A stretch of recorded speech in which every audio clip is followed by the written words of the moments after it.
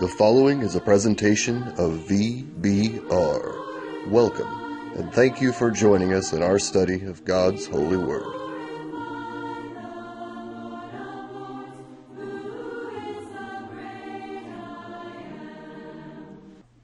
Commencing with number 36 in our series of video Bible readings in the book of Acts, we're continuing in Acts chapter 12. In our previous lesson in Acts chapter 11, verses 27 through 29, we had the Jerusalem church actively sending messengers, encouragers, prophets to inform and encourage the young church up in Antioch, which had a largely Gentile base. One of those prophets, a man named Agabus, also brought a warning of imminent famine that would especially affect Judea, the region where Jerusalem lay. So inasmuch as the church in Antioch had the same Pentecost spirit that the church in Jerusalem had shown from the very beginning, the church at Antioch sent help to the brethren in Jerusalem. They took up a collection among themselves. They turned that collection over to Barnabas and Saul and sent them down to Judea to deliver that to the hands of the elders of the church. And that little snippet of information is kind of an important perspective, that the churches in Jerusalem and Judea had elders by this time and were not only led by the apostles. So that transition in our story in the mid-40s AD brought our attention briefly back to the circumstances in Jerusalem, where persecution is once again upcycling in the church there. So Acts chapter 12, verses 1 through 6, which we read in the last episode, King Herod Agrippa I had arrested and executed James, the brother of John. And then he had also arrested Peter when he perceived that this was very well received by the Jewish community there. He had proceeded to arrest Peter during the extended Passover festival, the days of unleavened bread, and held him in prison until the festival ended, intending to put Peter on trial and kill him after the festival was over. In the meanwhile, with Peter incarcerated, the church was earnestly praying for Peter. And Peter at that time was chained between two guards with two other guards at the door, a set of four squads of four soldiers rotating through the guard duty with Peter. And after some days of Peter being imprisoned and the earnest prayers of the church, the deadline that Herod had set for Peter's public trial and execution had come. It was the very last night before Herod brought him out, and Peter again was bound with chains and guarded by four soldiers, two in the cell and two more outside the door, the locked door of the cell. So picking up in verse 7, Acts 2, verses 7 through 11, reading from the English Standard Version. And behold, an angel of the Lord stood next to him, and a light shone in the cell. He struck Peter on the side and woke him, saying, "Get up quickly." And the chains fell off his hands. And the angel said to him, "Dress yourself and put on your sandals." And he did so. And he said to him, "Wrap your cloak around you and follow me." And he went out and followed him. He did not know what was being done by the angel. He did not know that what was being done by the angel was real, but thought he was seeing a vision. When they had passed the first and second guard, they came to the iron gate leading into the city. It opened for them of its own accord, and they went out and went along one street, and immediately the angel left him. When Peter came to himself, he said, "Now I am sure that the Lord has sent his angel and rescued me from the hand of Herod and from all that the Jewish people were expecting." So here in the 7th verse, an angel of the Lord stood next to Peter as Peter was chained in this cell, and a light shone in the cell. The angel struck Peter in the side and woke him, saying, "Get up quickly," and the chains fell off his hands. Sometimes when angels appear in Scripture, they just look like people. The people that they appear to, you just think they're dealing with another person, a human being. This one, though, there was something a little more splendiferous about his appearance. He was accompanied at least by a light. A light shone in the cell. An angel stood next to Peter. And so this was clearly a supernatural manifestation. There was no mistaking this for something ordinary. The angel rather abruptly woke Peter. Peter, by this time, had been, again, several days in the prison. And so as he was sleeping there, certainly not in a comfortable scenario, but nevertheless, he was probably worn out with all of these things. The angel struck Peter in the side, but the soldiers on either side of Peter were still sleeping and were quite oblivious to what was happening. They didn't see the light. They didn't hear or notice the angel. They missed the entire event. Now, not to make too much of the language, but when it says the angel struck Peter in the side, it always seems to me to be a little bit of a rude thing that the angel does here, and I don't mean that in a kind of pejorative way, but the word strike here is the same word that was used over in the gospel account of Luke 22 and 50, when Peter struck the ear from the servant of the high priest there in the Garden of Gethsemane. When the mob came to arrest Jesus, Peter took out his sword and struck the servant of the high priest and cut off his ear. That's the same word, strike, that we have here. And it's also the same word that we're going to have a little further along here in Acts chapter 12, verse 23, when it says that the angel of the Lord struck down Herod. So the word strike is a fairly dramatic, descriptive word for what the Lord's angel did here. But the Lord or his angel can strike to awaken, as he struck to awaken Peter, and he can also strike down to kill, as he struck down Herod, as we'll see in the storyline a little further along. Now, the angel told Peter to get up quickly. This has been going on for days, but now the time has come for action. And we don't know just what all is going on in terms of spiritual conflict and things that are happening in the spiritual realm here, but when God's angels say to move quickly, it's time to move quickly.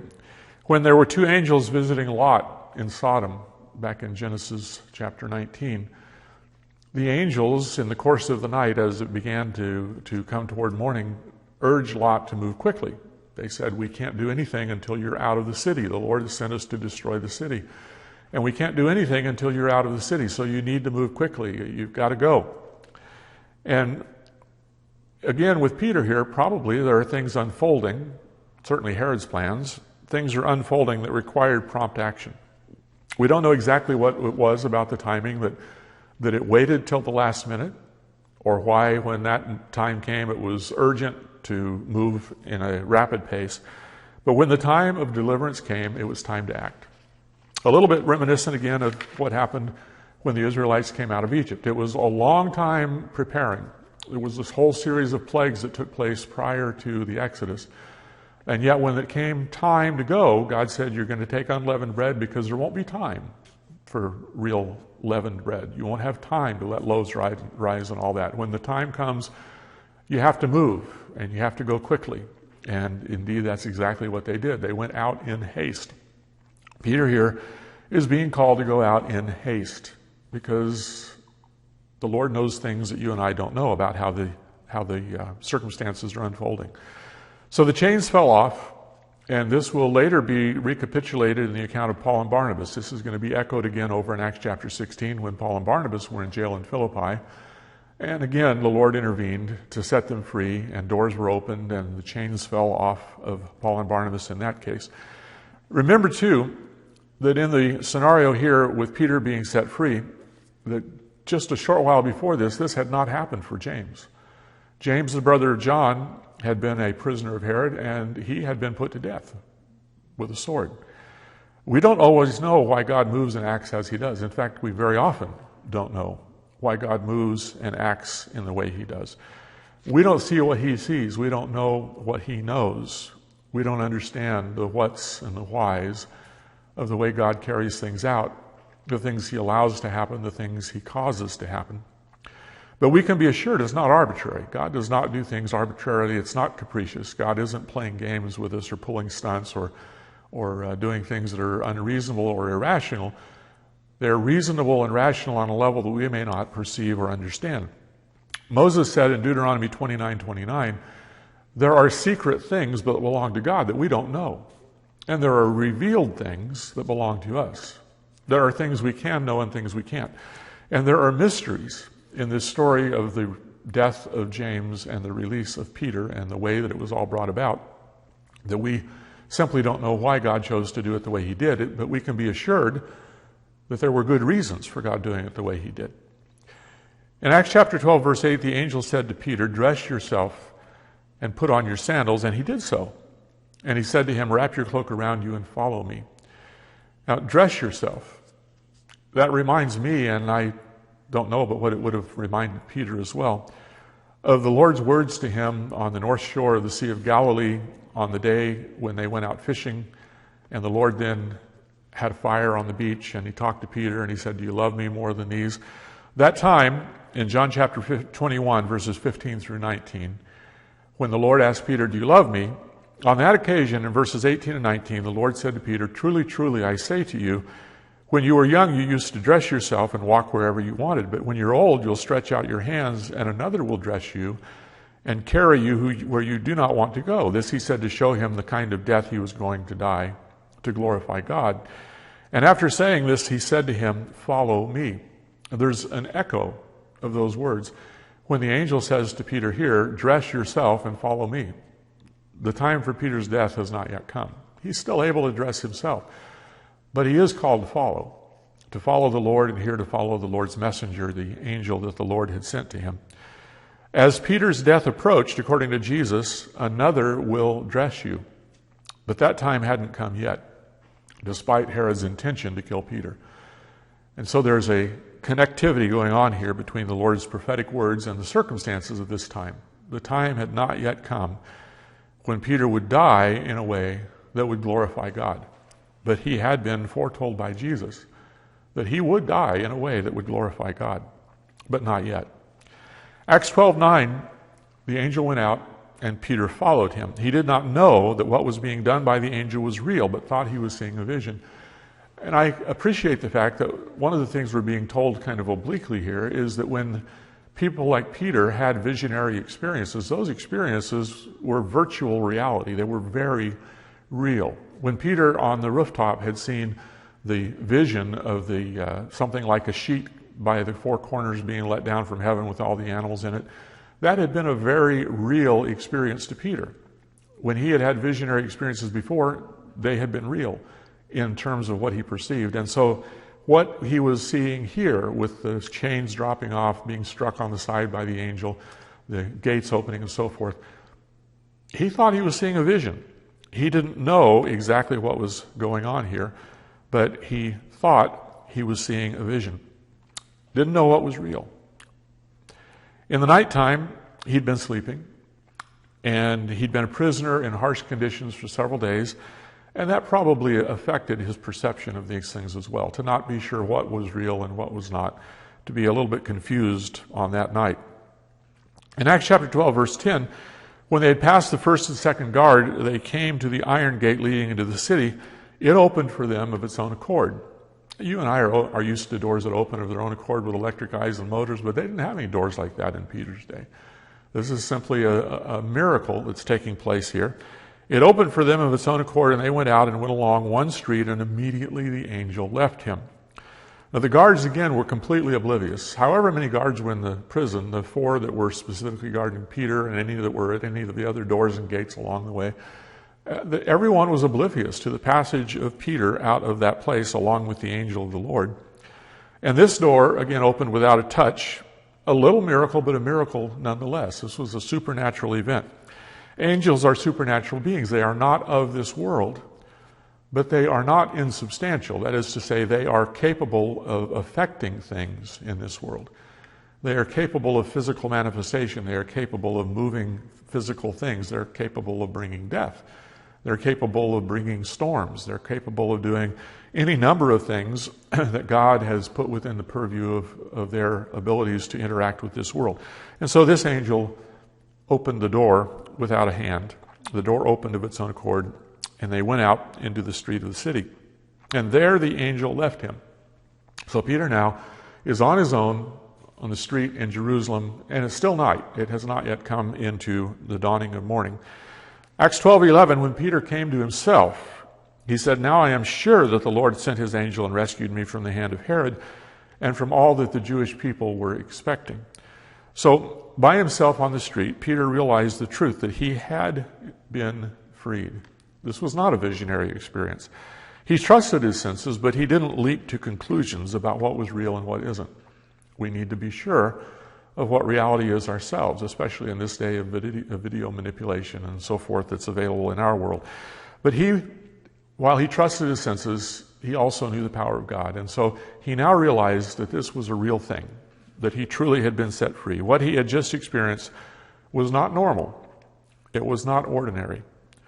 Notice that it was Herod's hand that Peter credited with doing this. Herod was to blame for this, but he also reminisced about the expectation of the Jewish people, that Herod did this because people were in favor of it.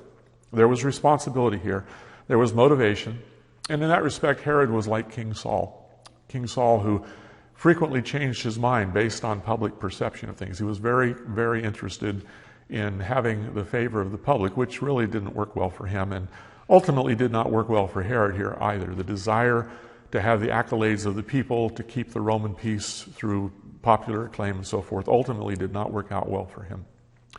So with Peter now free on the streets of Jerusalem, in verse 12, we turn our attention to a house of prayer. We've been told that while Peter was incarcerated, the church was earnestly praying for him.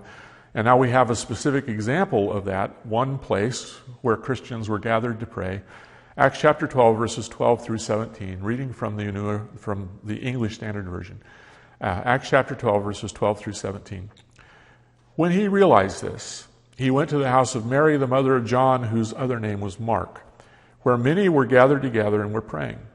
And when he knocked at the door of the gateway, a servant girl named Rhoda came to answer. Recognizing Peter's voice, in her joy, she did not open the gate, but ran in and reported that Peter was standing at the gate. They said to her, "You're out of your mind." But she kept insisting that it was so, and they kept saying, "It is his angel." But Peter continued knocking, and when they opened, they saw him and were amazed. But motioning to them with his hand to be silent, he described to them how the Lord had brought him out of the prison. And he said, "Tell these things to James and to the brothers." And he departed and went to another place. So Peter was free, still dark. He went to a familiar location in Jerusalem, a home where he knew he would be welcomed. In verse 12, when he realized this, he went to the house of Mary, the mother of John, whose other name was Mark, where many were gathered together and were praying. So everything about Peter being set free was initiated by the angel of the Lord. The dropping of the chains, the waking him up, the lighting of the way, the opening of the doors, bringing him out to the street, all of that, step by step, was initiated by the angel of the Lord. But now Peter is free to act in the way that he chooses to act, and he chooses to go to the home of Mary. And in that place, he finds brethren gathered for prayer. Remember that from the earliest days of the church, they had shared food and teaching from house to house there in Jerusalem. In Acts 2:46, it talks about them breaking bread from house to house. In Acts 5:42, it talks about how they were preaching and teaching in the temple courts and from house to house. People in the church were opening their homes. Those who had homes in Jerusalem were opening their homes, sharing with other people, showing hospitality. All of that was an ongoing feature of Jerusalem church life. And Mary's house was probably one of those that had been open for fellowship, for food, for instruction on previous occasions, maybe on a regular weekly basis. Hospitality and fellowship, sharing, these were features of the early Christian church. Mary, we're told here, is the mother of John Mark. Now, in part, we're being told that to distinguish her from other Marys, because we have a number of Marys mentioned in the New Testament. Miriam is the actual name that these women went by, Miriam, and brought over into English as Mary. But Miriam was a very common name among the Jews in the first century, especially in Judea, but a very common name among Jews in the first century. Lots of women named Mary. But this Mary, the mother of John Mark, was important in the Jerusalem church. She was known as a hostess, known as one who shared her resources. She certainly had been married, but perhaps was a widow, since there's no reference to a living husband in the account here. She was probably affluent, having both a room to gather a lot of people. There were many gathered at her home, so she had a home with some size to it. And also, as we had mentioned in the next verse, she also had at least one household servant that worked for her there. So she was probably fairly affluent in the Jerusalem community there. And her son, Mary's son, John Mark, that is mentioned as a way of identifying the specific Mary we're talking about. John Mark, by the time Luke wrote this, in around 62 AD, by the time Luke wrote the book of Acts, John Mark was a character who was known many churches because of his travels with Barnabas and Saul and his work with Peter, things that are going to be mentioned along the course here in the book of Acts, as well as in other writings that we have in the New Testament. John Mark will be a traveling companion and a fellow worker of Barnabas and Saul in chapter 13. And later we'll have mention of the fact that he was well known to Peter. In 1 Peter chapter 5, verse 13, Peter refers to him as his son, my son Mark, who is with him at that time in Rome. It's referred to as Babylon, but that's a figure of speech. Babylon in the New Testament generally is a reference to the city of Rome. He's referred to by Paul as a helper who was very much desired, one who's very useful to me for ministry in 2 Timothy chapter 4, verse 11. He's mentioned as a companion of Paul in Rome in Colossians chapter 4, verse 10, where it's also mentioned that he was a relative, a cousin of Barnabas. So John Mark turns up several times, and Luke, our author, knew him personally. They certainly were acquainted with each other from Acts chapter 16 onward. When Luke comes into the storyline, we will have times when Luke and Mark were in the same place together. Certainly they were together in Rome in the latter days of the life of Paul and Peter. John Mark is the man whose name is attached to the Gospel of Mark. When you have the Gospel of Mark, Matthew, Mark, Luke, and John, that Gospel is named for this character, John Mark. And from the earliest days in post-biblical writings, John Mark is attributed as being the author of that gospel, and what was understood was that what John Mark wrote down there was the things that Peter taught about Jesus. That when Peter preached Jesus and taught Jesus, John Mark took down the things that Peter taught and put them into this organized writing, the Gospel of Mark. John is a Jewish name. It comes to us out of Hebrew into Greek, while Mark is a Roman name. It comes to us out of Latin. And so since John Mark had both a Hebrew and a Latin name, it's reasonable to guess, we don't know for sure, but it's reasonable to guess that John Mark, like Saul Paul, may have been a Roman citizen. Certainly he came from, or I say certainly, it certainly appears that he came from an affluent family there in Jerusalem. There are other guesses we could make about John Mark, but those are things that we know with some reasonable certitude from references in the New Testament. So in Acts 12:12, there were many who were gathered and praying at the house of Mary, the mother of John Mark. And no doubt they had done this for several days while Peter was a prisoner. They didn't just start that night. This had been going on ever since he was arrested, and that had taken a period of several days. We don't know just how many, but Herod waited until after the Feast of Unleavened Bread to act on his intent to put Peter to death. And so at least several days had passed, and maybe more than that, before that final night when Peter was to be brought out the next day. And these folks had been faithful in prayer, even though James, the brother of John, had already been put to death by Herod. So Peter's trial and his imminent death seemed like they were a certainty, and James had already died, but these folks were still faithful in prayer, appealing to God in Peter's behalf. Acts chapter 12, verse 13, when Peter knocked at the door of the gateway, a servant girl named Rhoda came to answer, and recognizing Peter's voice, in her joy she did not open the gate, but ran in and reported that Peter was standing at the gate. Now, there are a lot of elements of this story that are a little bit humorous, and I think they're supposed to be a little bit humorous in the idiosyncrasies of human behavior. When Peter walked out of the prison, the angel opened the doors and the gates of the prison. One after another, they all just opened. Peter walked right through them with no restraint. But now he's come to the home of a welcoming family, and the door is locked and he can't get in, because this door requires a human hand. There's no supernatural force going to open this door. This door has to be opened by a human hand. And so God works in this world. Peter knocked, and Rhoda, a servant girl, heard and came to answer. And everyone in the house knew her. She's not low caste, low esteem, but she is a girl. She is a servant, and that has bearing on the way this thing unfolds. The door is locked. The gate that leads into the street and into the courtyard of the house is locked. Caution was surely called for. After all, James had been killed for his activities as an apostle of Jesus. Peter had been arrested with a similar aim because of his service as an apostle. So the Christians met for prayer faithfully, but also with some due caution, meeting behind closed and locked gate. Rhoda recognized Peter's voice and promptly ran to tell others that he was there. She was a servant, but also a member of the household and of the Christian community. She actually was emotionally involved in the things that were taking place here. It is a little bit funny that she left Peter standing outside, but Luke emphasizes the joyous relief that caused the confusion that he focuses on here. Verse 15, they said to her, "You're out of your mind." But she kept insisting that it was so, and they kept saying, "It's his angel." So when these folks told Rhoda she was out of her mind, part of that might have been the cultural prejudice that, after all, she was a young woman, she was a female, and they devalued the testimony of women. Part of it was that James had died and Peter had been in prison for days without being set free.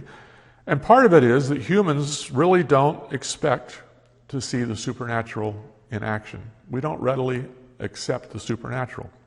Much of it is just human nature, whether then or now, that extraordinary claims tend to be met with skepticism and ridicule, even by people who have faith in God and are praying to God for help. But Peter continued knocking, and when they opened, they saw him and were amazed. Again, we might feel a little disappointment that they were praying for Peter and were amazed that their prayers were in fact answered. But that's exactly that was exactly the response they had. They were amazed that Peter was standing there at the door. And we too struggle with believing that God works in our own lives in mysterious ways. They tried to explain away Peter's presence, what Rhoda saw, by first saying, well, it's all in just your imagination, it's all in your mind, and then by saying, well, it's his angel, whatever that would have meant. It's sort of like when the disciples on the Sea of Galilee saw Jesus and said, well, it's a spirit, it's a ghost kind of thing. Even Christians, even disciples of Jesus can be mistaken about things of that nature and that order. But they were struggling to believe God's work, and we struggle too to believe in God's work in our own lives, that he works in mysterious ways, that he does things that cannot be readily understood through ordinary means. Praying in faith doesn't mean we're necessarily ready for God's answer or can predict what he will do. Peter himself had thought he was having a visionary experience until the angel left him standing on the street. So we can admire these folks for their faithfulness in prayer and realize that, like us, they were amazed at what the Lord actually did. Verse 17, motioning with his hand to be silent, he described to them how the Lord had brought him out of prison. Obviously, the amazement overflowed in chatter. That's what happens when people are excited and enthused and amazed and pleased. So Peter used his hand to get attention and to bring order so that he could explain what, in fact, had happened. I've no doubt that when this story was told over and over again at gatherings of people who had been there and had seen it firsthand, that when this story was told over and over again by people who were there, including Peter, that the confusion and the incredulity were cause for a lot of laughter. That the way this unfolded, it was funny, the way that it unfolded. And when Luke tells us the story, he tells us in a way that we can see this was funny. Human nature is often funny. Luke certainly highlights the sometimes comical absurdity of humanity dealing with the divine. But God, in his time, a timing we don't particularly understand, set Peter free and brought him to his own people. Continuing in verse 17, and Peter said, tell these things to James and to the brothers. Then he departed and went to another place. Tell James, that would be James, the Lord's brother, who was an elder of the church in Jerusalem, as will come out in Acts chapter 15 and Acts chapter 21. Tell James, one of the leaders, one of the elders of the church in Jerusalem. And Peter had to leave because it made no sense to stay where he had a death sentence hanging over his head. Peter was free, but the death threat remained, and so he left for a while once he'd checked in and sent word to the church leaders. And we're going to pause here, and in our next video, we'll be looking at Acts chapter 12, verse 18 and following, where we see the aftermath of what happened with Herod and how judgment fell on him because of his blasphemy. And it wasn't just a moment of blasphemy, it was a pattern of blasphemy that culminated in a particular spectacular moment in time. But we have an assurance here that God listens when we pray. He may answer in ways that are unexpected. We may not see the doors opening miraculously. We may need to have a rhoda go and open the door. But nevertheless, God works in the lives of his people. He was working in the life of James, and that turned out in a way that would bring glory to his name, in a way that was satisfactory to James and that had to be satisfactory to the people that were left behind. He worked in a different way with Peter to bring about a different goal, but ultimately, Peter had already been assured he was going to die for the glory of God. And that destiny still lay ahead. But the hand of God, Luke emphasizes here in the 12th chapter, the hand of God was there in all these things, as the hand of God is still here, working among his people to this day. Next time, Acts chapter 12, verse 18.